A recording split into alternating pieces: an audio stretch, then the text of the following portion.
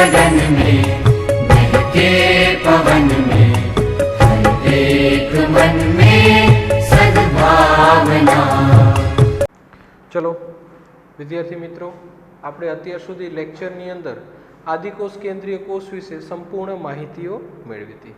હવે આપણે નવો ટોપિક ચાલુ કરવાનો છે, સુકોષ કેન્દ્રીય કોષો. સુકોષ કેન્દ્રીય કોષો છે એ આદિકોષ કેન્દ્રીય કોષો કરતાં મોટા હોય છે. સુકોષ કેન્દ્રીય કોષો આદિકોષ કેન્દ્રીય કોષો કરતાં કદમાં કેવા હશે? મોટા હશે. તો આ કયા સજીવો સુકોષ કેન્દ્રીય છે અને કયા સજીવો આદિકોષ કેન્દ્રીય છે, તો એનું માહિતી RH વિટેકરના વર્ગીકરણથી મળે છે. આ એક વૈજ્ઞાનિક છે જેને સજીવ સૃષ્ટિને 5 ભાગોમાં વહેંચી દીધી હતી. એ ખાસ ધ્યાન રાખજો. તમે 4 ભાગોથી તો પરિચિત છો જ, તે એક ભાગ નવો આવશે, આ ધ્યાન રાખજો. RH વિટેકરે 5 સૃષ્ટિ કઈ આપેલી? એક આપેલી મોનેરા, એક સૃષ્ટિનું નામ શું આપેલું? મોનેરા. આ બેક્ટેરિયાની સૃષ્ટિ છે. આ કોની સૃષ્ટિ છે? બેક્ટેરિયાની. આમાં બધાય કોષો કેવા હશે? આદિકોષ કેન્દ્રીય. બીજી સૃષ્ટિ આવશે પ્રોટિસ્ટા, પછી આવશે ફૂગ, પછી આવશે વનસ્પતિઓની સૃષ્ટિ અને પછી આવશે પ્રાણી સૃષ્ટિ. આપણે ચેપ્ટર નંબર 2 માં ડિટેલ અભ્યાસ કરવાનો છે, પણ એ જરૂર પડી એટલા માટે આપણે જોઈએ છીએ. આ પહેલી એક સૃષ્ટિ છે એ આદિકોષ કેન્દ્રીય કોષોની છે.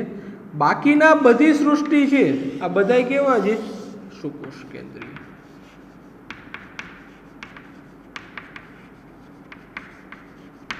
આ બધા સજીવો કેવા હશે? સુકોષ કેન્દ્રીય હશે. તો સુકોષ કેન્દ્રીય કોષો ધરાવતા સજીવોમાં કોનો કોનો સમાવેશ થશે? પ્રોટિસ્ટા, ફૂગ, વનસ્પતિ અને પ્રાણી. આ બધાય કોષો કેવા હશે? સુકોષ કેન્દ્રીય કોષો હોય છે. ક્લિયર? યાદ રહેશે. પહેલી કઈ સૃષ્ટિ? મોનેરા. એ કોની છે? બેક્ટેરિયાની. બધા કેવા છે? આદિકોષ કેન્દ્રીય. બાકીના 4 પ્રોટિસ્ટા, ફૂગ, વનસ્પતિ અને પ્રાણી, આ બધાય કેવા કોષો ધરાવે છે? સુકોષ કેન્દ્રીય કોષો ધરાવે છે. ક્લિયર? લખો જ લખી લો. સ્ટોપ કરીએ તો સ્ક્રીનશોટ પાડી લેવાનો, એટલે તમને લખવામાં સરળતા રહેશે. હવે આપણે આગળ જોઈએ. સુકોષ કેન્દ્રીયના બીજા લક્ષણો કયા છે? તો એ સુસ્પષ્ટ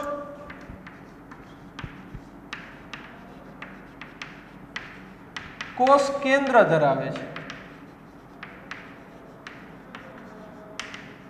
એટલે કોષ કેન્દ્ર પટલ હાજર હશે. એ સિવાય એ પટલમય અંગિકાઓ ધરાવે છે.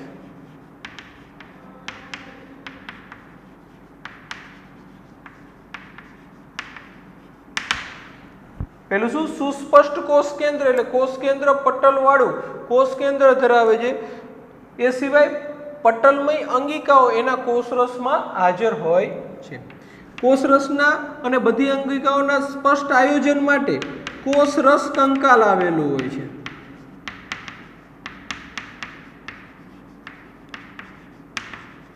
જેથી જે કોષરસ છે, આપણને ઘણી વખત આપણે પાણી છે, પાણીને આમ પકડી રાખી નીચે ન પડી જાય?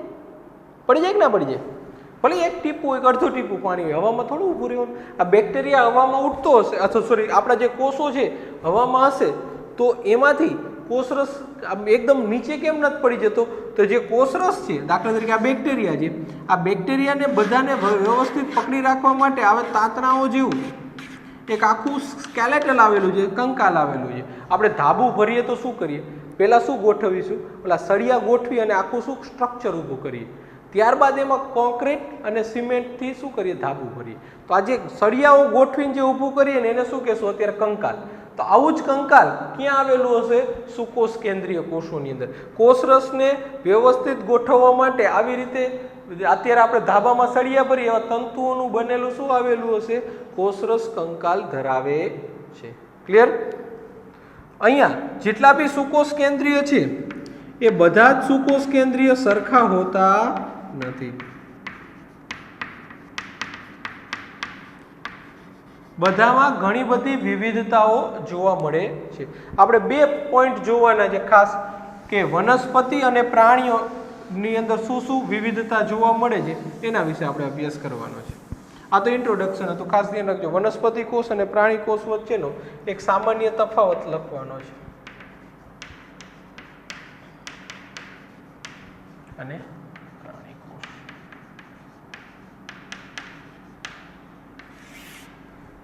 પહેલો તફાવત બોલો જી, આપણે શરૂઆત તો કરી ત્યારે જ લખ્યો હતો કે વનસ્પતિ કોષની બહારની બાજુ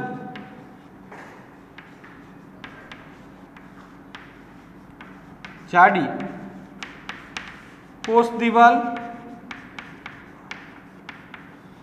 હાજર હોય છે, જ્યારે પ્રાણી કોષમાં કોષ દિવાલ હોતી નથી, કોષ દિવાલ ગેરહાજર હોય છે. આપણે શરૂઆતમાં ભણી ગયા છે. બીજું, વનસ્પતિ કોષો મોટી રસધાની ધરાવે છે. રસધાની આગળ સુકોષ કેન્દ્રીય કોષની અંગિકાઓ જોશું, એમાં જોશું કે સંગ્રહ કરવા માટે એક ભાગ આવેલો હોય છે આયનો અને ઘટકોનો. એમાં મોટી રસધાની ક્યાં આવેલી હશે? વનસ્પતિ કોષમાં. મોટા ભાગના પ્રાણી કોષમાં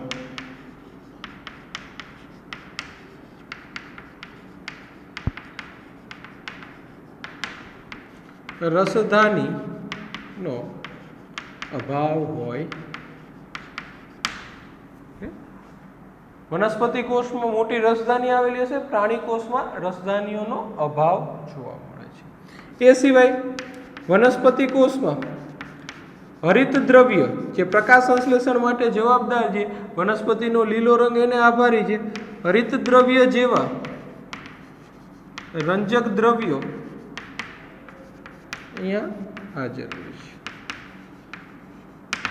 જ્યારે પ્રાણી કોષની અંદર ગેરહાજર હોય.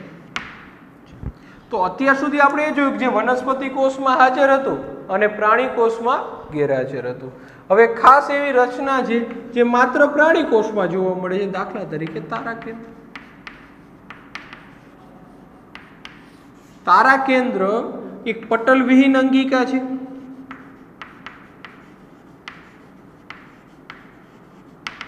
જે કોષ વિભાજનમાં મદદરૂપ થાય છે, એ માત્ર પ્રાણી કોષમાં હાજર હોય છે.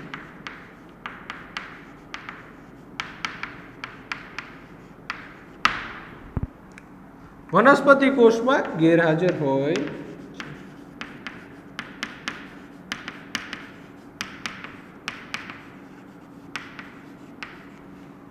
છતાં ઘણીવાર અમુક અપવાદ જોવા મળે છે. અપવાદ તરીકે લીલ.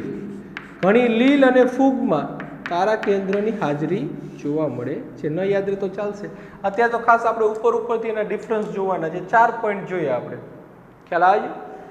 વનસ્પતિ કોષમાં કોષ દિવાલ હાજર છે, પ્રાણી કોષમાં ગેરહાજર છે. મોટી રસધાનીઓ વનસ્પતિ કોષમાં હાજર છે, પ્રાણી કોષમાં એનો અભાવ હોય છે.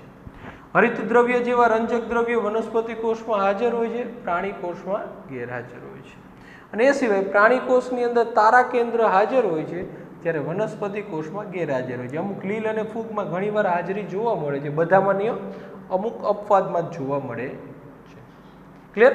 તો આ આપણે જોયું વનસ્પતિ કોષ અને પ્રાણી કોષ વિશેનો સામાન્ય તફાવત.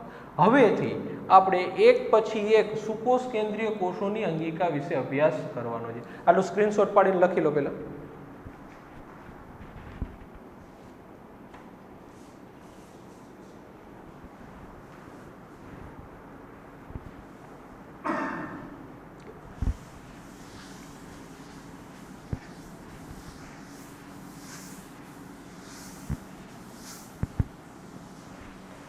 હવે સૌ પ્રથમ આમ જોવા જઈએ તો અભ્યાસમાં સૌથી મોટામાં મોટી અંગિકા છે, સૌથી લાંબી અંગિકા આપણે ભણવાની છે, એનું નામ છે કોષ રસ સ્તર.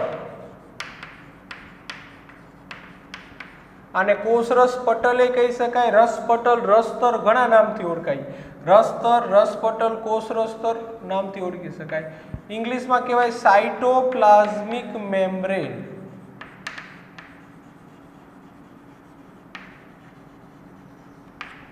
ક્યાં આવેલી હશે ખાસ ધ્યાન રાખો. વનસ્પતિ કોષ અને પ્રાણી કોષ બંનેમાં જોવા મળે છે. કોષ રસની જે કોષરસ છે, કોષરસ જ્યાં પૂરો થશે એની બહારની તરફ આવેલું પટલ છે તે આ જે છે કોષરસ સ્તર એ અણુઓના વહન માટે જવાબદાર છે.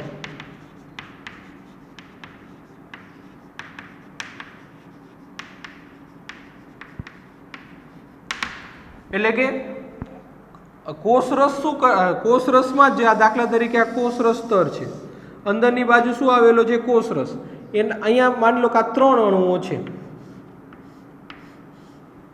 તો કોષરસ સ્તરને આ અણુની જરૂર છે તો આ અણુને અંદર આવવા દેશે, આની જરૂર નથી તો આને અંદર આવવા દેશે નહીં, આની જરૂર નથી તો આને અંદર આવવા દેશે નહીં. તો કયા અણુને અંદર આવવા દેવું, કયા અણુને અંદર ન આવવા દેવું એ નક્કી કોણ કરે છે? કોષરસ સ્તર કરે છે. એટલા માટે આપણે એને કહી શકાય પસંદગીમાન પટલ.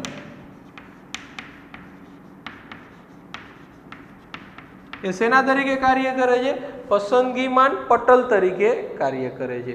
હવે કેવી રીતે અણુઓને અંદર લે છે ખાસ જોજો કે દાખલા તરીકે આ કોષરસ સ્તર છે, અહીંયા આપણે અણુ જોઈએ, આ અણુ છે, આ અણુને અંદર લેવો છે, આ અણુને અંદર નથી લેવો તે નહીં લે. આને અણુને અંદર લેવા માટે જોજો પહેલા શું કરશે, એ અણુને આવી રીતે અહીંયા લગાવી દેશે આ રીતે, અને ત્યારબાદ એ અણુને અંદર આ બાજુની સપાટી ઊભી કરી અને અંદર લઈ લેશે આ રીતે. જો પહેલા આવું હશે, પછી આવું થઈ જશે અને ત્યારબાદ આવું થઈ જશે. તો આ જે અણુની પસંદગી કરે છે એ જ અણુને અંદર આવવા દેશે, એને જે અનુકૂળ નથી એ અણુને અંદર આવવા દેશે નહીં. એટલા માટે આપણે એને શું કહેશું? પસંદગીમાન પટલ કહી શકાય છે. ક્લિયર? હવે આની શોધ કેવી રીતે થઈ ધ્યાન રાખો. આ અંગિકાઓ બધી સાદા માઇક્રોસ્કોપમાં આપણે જોઈ જ ન શકીએ, ઇલેક્ટ્રોન માઇક્રોસ્કોપમાં જોઈ શકાય. ઇલેક્ટ્રોન માઇક્રોસ્કોપની શોધ અરાઉન્ડ 1950માં ઇલેક્ટ્રોન માઇક્રોસ્કોપની શોધ થઈ.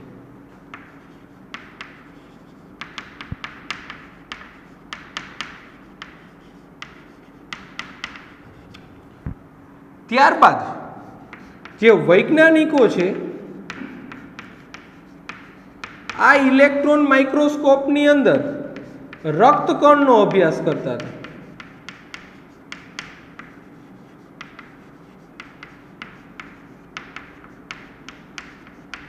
ત્યારે એમને બહારની પર એક આવરણ જોવા મળ્યું. આ આવરણને આપણે શું કહીએ છીએ? કોષરસ સ્તર કહીએ છીએ. આવરણને શું કહેવામાં આવે છે? કોષરસ સ્તર કહેવામાં આવે. ત્યારબાદ શું થઈ? 1950 બાદ આપણને ખબર પડી કે કોષરસ સ્તર આવેલું હોય છે. ક્લિયર? ત્યારબાદ વૈજ્ઞાનિકોએ એ કોષરસ સ્તરનું જૈવ રાસાયણિક વિશ્લેષણ કર્યું. જૈવ રાસાયણિક વિશ્લેષણ કર્યું એટલે કે બાયોકેમિકલ એનાલિસિસ કર્યું કે શેનું શેનું બનેલું છે. તો ખબર પડી કે એમાં પ્રોટીન પણ આવેલું છે, લિપિડ પણ આવેલું છે અને થોડા ઘણા અંશે કાર્બોદિત પણ આવેલું છે, એટલે કાર્બોહાઈડ્રેટ, એટલે કે પ્રોટીન, લિપિડ અને કાર્બોદિતનું બનેલું છે. એમસીક્યુ માટે ખાસ ધ્યાન રાખજો. આંકડાકીય માહિતી અહીંયા હું લખું છું. જે આપણું કોષરસ સ્તર છે સૌથી પહેલા શેમાં ઓબ્ઝર્વ કરવામાં આવ્યું હતું? આરબીસી એટલે કે રક્તકણો. રક્તકણને ઇંગ્લિશમાં આરબીસી પણ કહી શકાય. રક્તકણનું કોષરસ સ્તર છે એમાં પ્રોટીન અને લિપિડનું પ્રમાણ તમારે ધ્યાનમાં રાખવાનું છે. આપણે રક્તકણને ઘણીવાર આરબીસી રેડ બ્લડ કાર્પસેલ્સ પણ કહી શકાય. લિપિડ છે એમાં 40% હશે અને પ્રોટીન છે કેટલું હશે? 52% હશે. એમસીક્યુ માટે ખાસ તમારે ધ્યાન રાખવાનું છે. કોના કોષરસ સ્તરમાં? તો આરબીસીના કોષરસ સ્તરમાં એટલું આવેલું હોય છે. ક્લિયર? હવે ખ્યાલ આવી ગયો આપણને વૈજ્ઞાનિકના સંશોધન દ્વારા કે સૌથી બહારની બાજુ, કોષરસની બહારની બાજુ શું આવેલું છે? કોષરસ સ્તર આવેલું છે, જે પ્રોટીન, લિપિડ અને કાર્બોદિત જેવા ઘટકોનું બનેલું છે. તો હવે વૈજ્ઞાનિકો પાસે નવી ચેલેન્જ એ હતી કે એનું સ્ટ્રક્ચર કેવું છે, એનું બંધારણ કેવું છે, એક્ઝેક્ટ એનું મોડલ કેવું હશે, એ મોડલ રજૂ કરવાનું હતું. તો એના માટે અલગ અલગ મોડલ હું અહીંયા સમજાવું છું. ટેક્સ્ટ બુકની અંદર આ જે પોઈન્ટ છે એ બહુ જ વાક્ય રચનાની દ્રષ્ટિએ ખરાબ આપેલો છે, આડું અવળું બધું સિક્વન્સ કરી નાખેલું છે. એટલે અહીંથી તમે છે ને જે બોર્ડ ઉપર આપણે ભણીએ ને એ પ્રમાણે નોટ્સ બનાવીને એમાંથી જ તૈયાર કરજો. હવે આપણે કોષરસતાણના અલગ અલગ મોડલ જોઈએ છીએ. મગજમાં ધ્યાન રાખો, કોષરસતાણનું કાર્ય શું છે? અણુઓનું વહન કરવાનું. પહેલું મોડલ આવશે સેન્ડવિચ મોડલ. સેન્ડવિચ એટલે ખ્યાલ જ છે તમને. સેન્ડવિચની અંદર શું હોય? બંને બાજુ બ્રેડ હોય અને વચ્ચેનો ભાગ મસાલો હોય. તો એવું જ કંઈક રજૂઆત કરી હતી, એટલા માટે આપણે એને શું કહીએ છીએ? Sandwich model.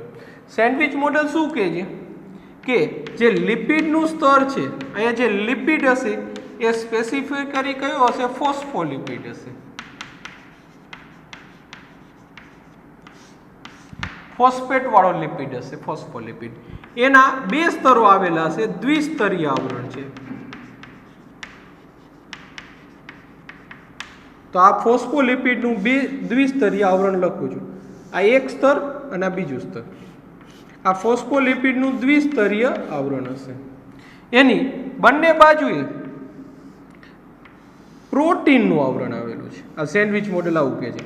બે પ્રોટીનની વચ્ચે ફોસ્ફોલિપિડ સેન્ડવિચ થઈ ગઈ છે, એવું એને કહેવા માંગે છે. આ શેનું આવરણ છે? આ પ્રોટીન છે. જ્યારે વચ્ચે જે છે આ શું છે? ફોસ્ફોલિપિડનું દ્વિસ્તર છે.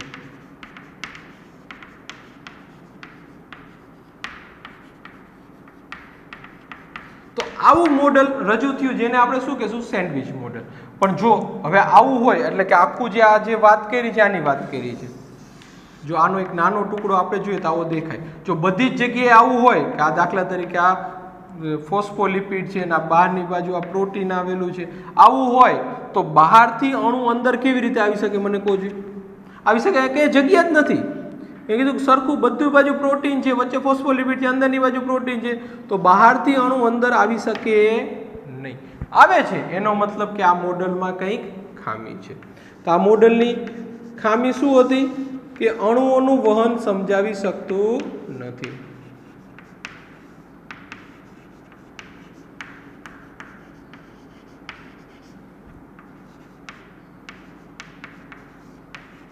આ મોડલની શું થઈ ગઈ?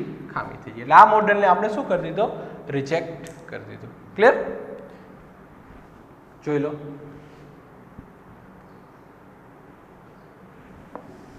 ત્યારબાદ બીજું મોડલ આવે છે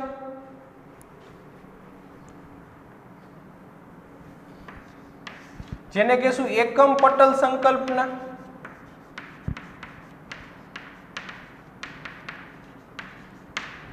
એકમ પટલ સંકલ્પના સૌપ્રથમ રોબર્ટસને રજૂ કરેલી હતી.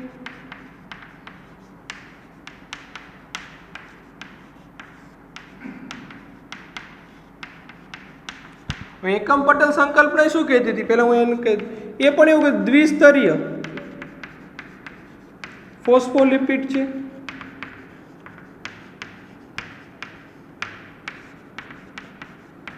એક આ સ્તર છે અને તેની ફરતી બાજુએ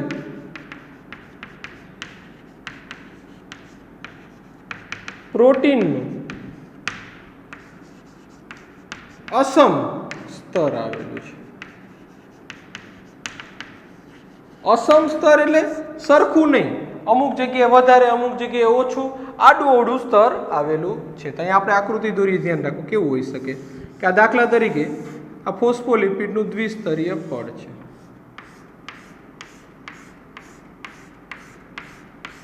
હવે એની ફરતી બાજુએ પ્રોટીન આવેલું છે, પણ એને એવું કીધું પ્રોટીન કેવો છે? અસમ. અહીંયા છે, અહીંયા ઓછું છે, અહીંયા વધારે છે, બરાબર, અહીંયા છે, અહીંયા અમુક જગ્યાએ નથી, અહીંયા છે, અહીંયા છે, આ રીતે આવેલું છે.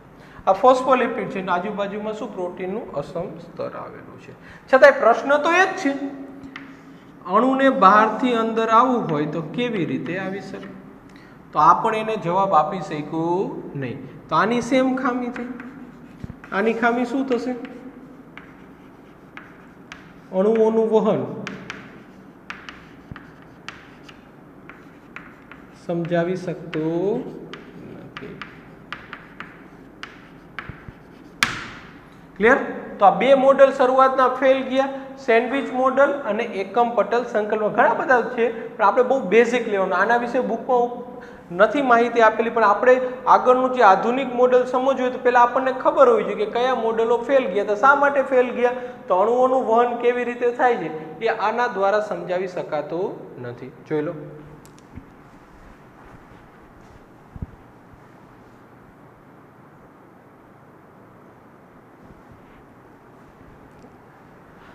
તો ત્યારબાદ સૌથી આધુનિક મોડલ જેને અત્યારે આપણે સ્વીકારીએ છીએ, ત્રીજું મોડલ આવ્યું જેને આપણે કહીએ છીએ ફ્લુઇડ મોઝેઇક મોડલ. આ જે ત્રીજું આધુનિક મોડલ આવ્યું એને શું કહેવામાં આવે છે? Fluid mosaic model. અને શું કહેશું? Fluid mosaic model. અત્યાર સુધીનું સૌથી આધુનિક અને સૌથી સ્વીકૃત મોડલ છે.